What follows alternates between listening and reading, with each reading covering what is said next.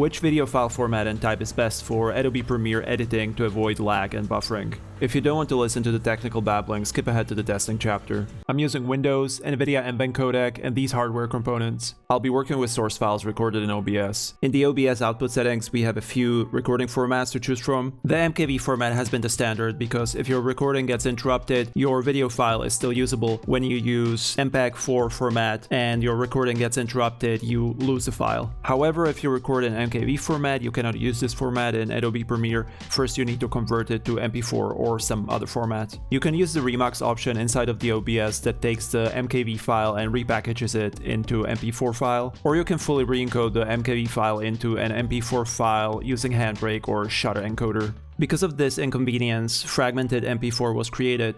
With fragmented MP4, the video file is usable even in a case of a crash. Okay, problem solved, so let's use fragmented MP4, right? Wrong. Fragmented MP4 suffered from compatibility issues, that's why hybrid MP4 was created.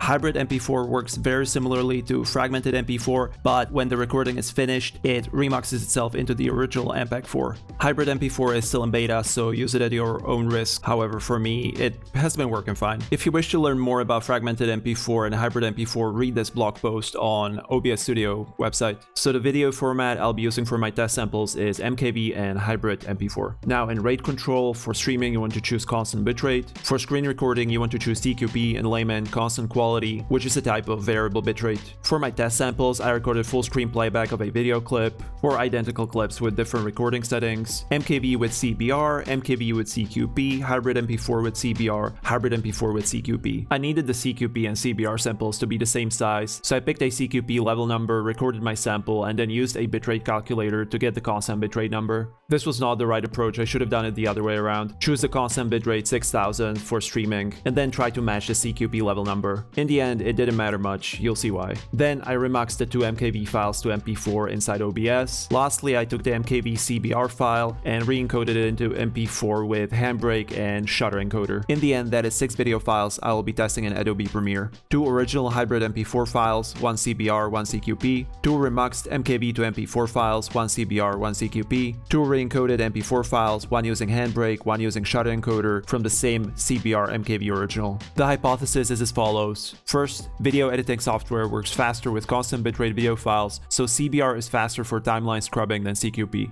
Second, video editing software works faster with constant frame rate video files, so remuxed MKVs to MP4s are slower for scrubbing than original MP4s or properly re-encoded MP4s. Third, video files for the smoothest experience in Premiere are the original hybrid MP4 with CBR and re-encoded MP4s with CBR. To the second point, remuxing is not a full re-encode, but only a rewrap of the file data from one format to another. And because MKV uses different type of frame timings than MP4, the remuxed MP4 file appears as if it had variable frame rate, or something like that. I found this explanation online. Finally, I went into Premiere, laid down the clips, and started testing. I tried scrubbing, I tried cutting the clips into short chronological jump cuts, I tried shuffling the jump cuts out of order. I got nothing. Maybe some of the clips were responding a bit faster when scrubbing, but I couldn't tell for certain, and also I have to consider the margin of human error when I press the keys to change position of playhead and resume playback. I didn't want to give up just yet.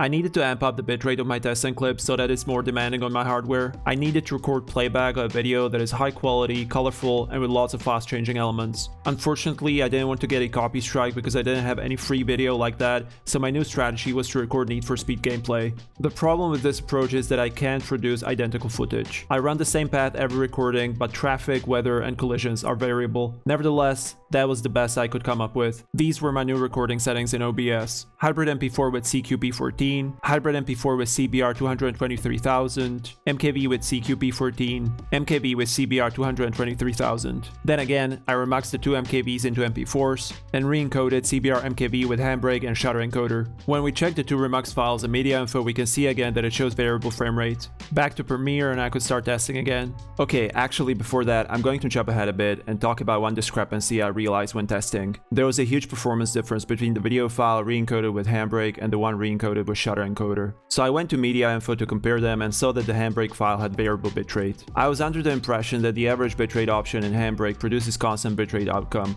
but obviously I was wrong. I looked for the CBR in the options but didn't find it. I re-encoded the CBR MKV file in Handbrake again, this time with 200,000 average bitrate. I don't remember why I lowered the number. And I re-encoded the same file in Shutter Encoder again, but this time with 200,000 average variable bitrate. Now the only difference that I can find is the Shutter Encode shows two values, stream size 96% and source stream size 100%, while the Handbrake file shows only stream size 100%. I didn't find any explanation of these values. To keep things thorough, I will guide you through my settings in each program. For Handbrake, I picked the Creator 1080p 60 preset, unchecked the Web Optimized. In Video tab, I checked constant frame rate, picked the H.264 Nvenc encoder, checked average bitrate and set it to 200,000, and adjusted the encoder preset to the slowest. For Shutter Encoder, I picked the H.264 codec, changed hardware acceleration to Nvidia Nvenc, changed bitrate to VBR. Instead of setting the bitrate number, I locked in the desired file size. The max quality is checked, and I had to force the main 6.1 profile. Man, Handbrake was a nightmare to work in. Shutter Encoder is not perfect, but it's so much better. Okay, back to Premiere.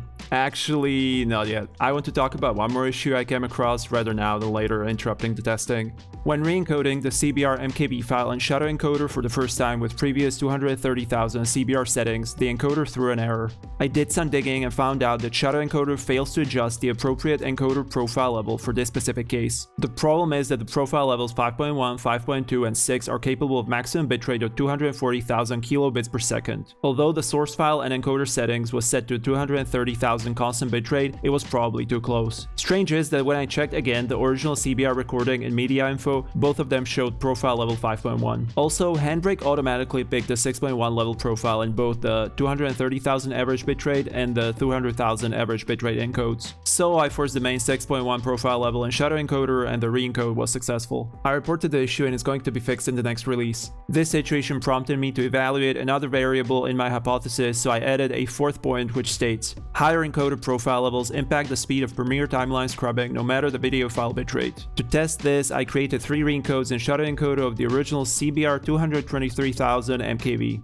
All 3 re-encodes were set to CBR 50,000 kilobits per second, one with profile level main 5.1, one with main 5.2, one with main 6.1. Okay, time to go to Premiere and start testing. The first test is timeline scrubbing. I didn't do the classic drag the playhead through timeline. My approach was change playhead position and resume playback. I didn't know how else to call it. Immediately when the playback resumed on a new position, I moved the playhead to a different position and resumed the playback again. The thing to watch for is which file can achieve the highest intensity of the change position resume playback.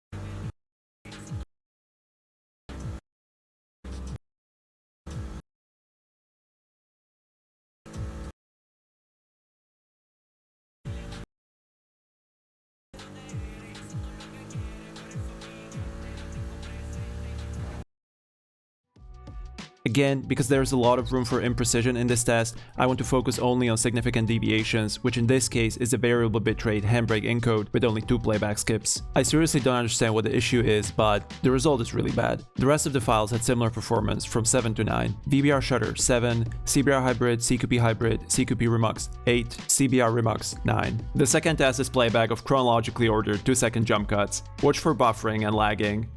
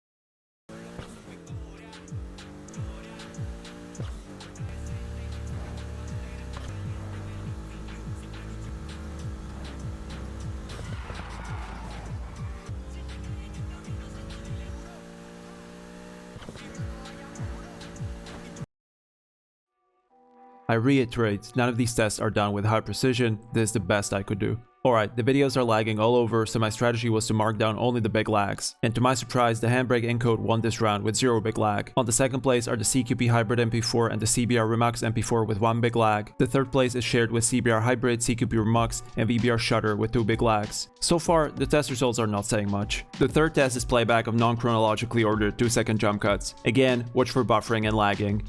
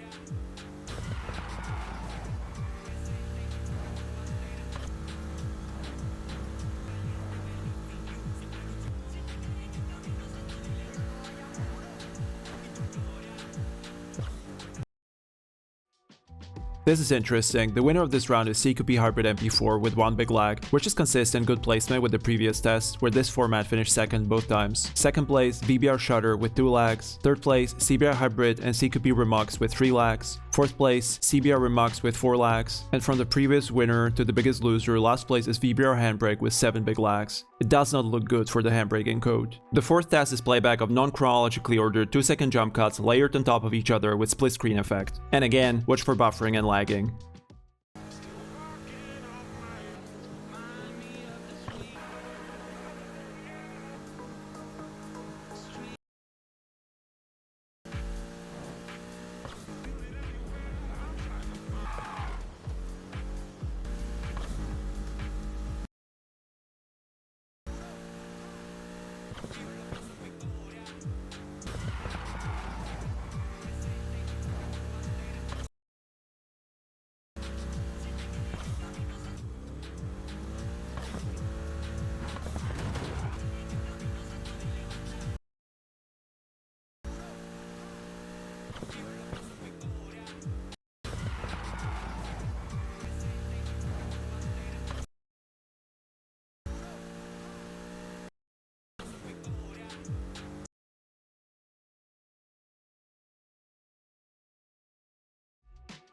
In this last hardcore test, everything lagged big, so my strategy was to mark down only the clips where the picture froze completely. The winners with no frozen clips are CQP Hybrid, CBR Remux, and CQP Remux. The second place then goes to VBR Shutter with 1 frozen clip, and the last place is shared with CBR Hybrid and VBR Handbrake with all 4 clips being frozen. Although I would place the VBR Handbrake on the last place because 3 out of 4 clips were just black screen, while the CBR Hybrid showed at least one frame every clip. Alright, so what do these results mean for my hypothesis? First of all, there was no performance difference with the low bitrate video clips. All of them performed well in the first 3 tests and all of them lagged roughly the same during the 4th split screen test. So my hypothesis evaluation will be referencing only these high bitrate Need for Speed video clips tests. This is the results table. The first 4 columns represent placements for the formats in each of the 4 tests. The last column is the cumulative number of all placements. That means the lower the better. And this is the final table ordered from overall first to the last placement. The clear winner is CQP Hybrid MP4 with 6 points. Second place goes to CBR Remux MP4 with 8 points. Third place, CQP Remux MP4 with 9 points. Fourth, VBR Shutter MP4 with 10 points. Fifth, CBR Hybrid MP4 with 11 points. And the indisputable last placement goes to VBR Handbrake MP4 with 14 points. Let's look at how my hypothesis fares against the results. First, video editing software works faster with constant bitrate files, so CBR is faster than CQP.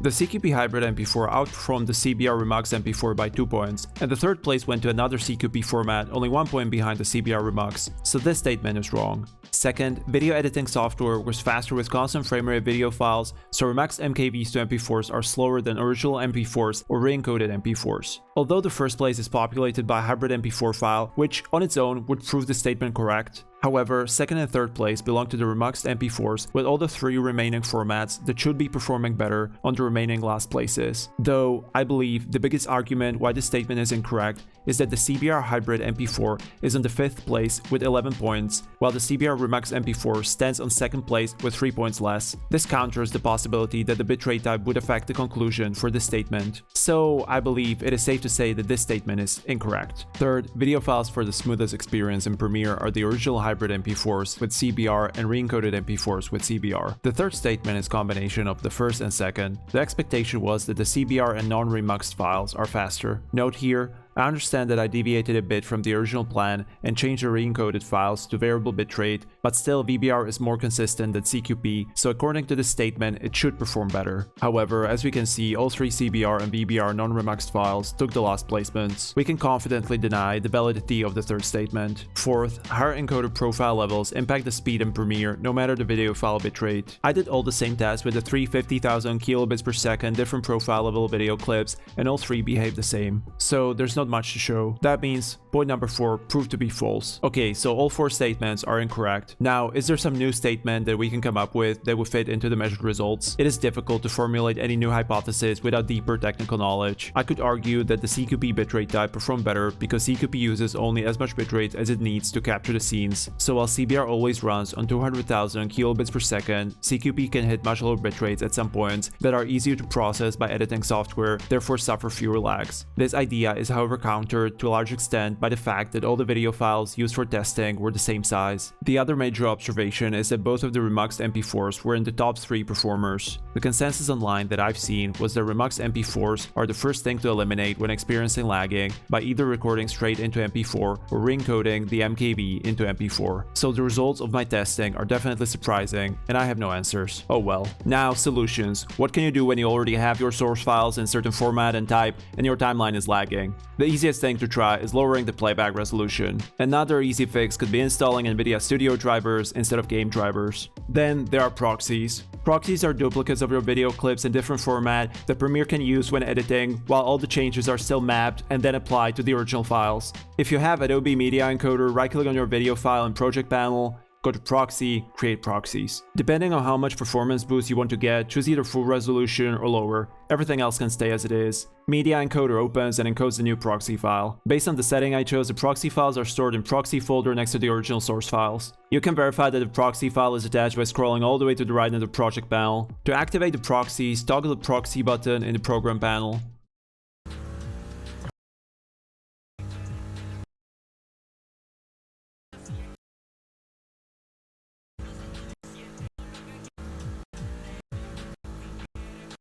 I believe the difference is obvious. When exporting the final cut, you don't have to worry about anything. Premiere is going to use your original files for the encoding. There's also a way to automate this process so that every time you import a video file, Media Encoder automatically creates proxy file for it. Pull up Media Browser window, go to Settings, Action, Create Proxies. Again, choose the resolution, preset can stay the default, And for the location, either go with the default option next to the project file or choose a custom folder. Click OK and it's done. If you want to turn this feature off, untick the ingest box. If you don't want to use Media Encoder, you can re-encode your original files into proxies in different program like Shutter Encoder. Make sure that the proxy files are the same name as the original plus _proxy at the end. Place the proxy files into the proxy folder next to the original files. Go to Project panel, select all the video clips that you want to attach proxies to. Right-click, Proxy, Attach proxies. Now uncheck the relink others automatically and then check the option again. The dialog box disappears, and if you properly named your proxies in the project panel, you should see that all your proxies are automatically attached. And the last thing that I have not tried myself but is possibly a solution to how to get rid of playback lagging in some specific cases according to deep corners of Reddit. Go to Preferences, Audio Hardware, and change the device class from MME to ASIO. I gave like 30 seconds of studying to this option, so spare me please if I'm saying something completely off. If you found this video useful, like and subscribe, it boosts my Premiere playback performance. Alright, that's it.